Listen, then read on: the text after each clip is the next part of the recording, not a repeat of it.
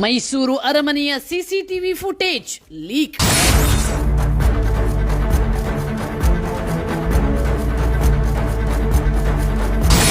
ಮೈಸೂರಿನ ಚಿನ್ನದ ಅಂಬಾರಿ ನಾಪತ್ತೆ.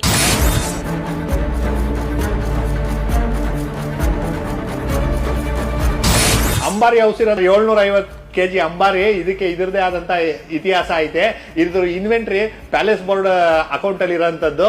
ಈ ಅಂಬಾರಿ ಸರ್ಕಾರದ ಸ್ವತ್ತು, ಪ್ಯಾಲೇಸ್ ಬೋರ್ಡ್ ಸ್ವತ್ತು ಅಂತ ಹೇಳ್ಬಿಟ್ಟು ಆ ಕಾಯ್ದೆ ಒಳಗಡೆನೆ ಉಲ್ಲೇಖ ಇರೋಂಥದ್ದು.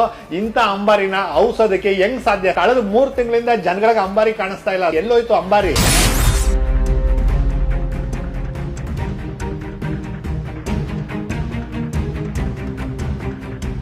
ಭ್ರಷ್ಟ ಡಿಡಿ ಸುಬ್ರಹ್ಮಣ್ಯನ ಕಣ್ಗಾವಲಲ್ಲಿ ಅರಮನೆ ದರೋಡೆ.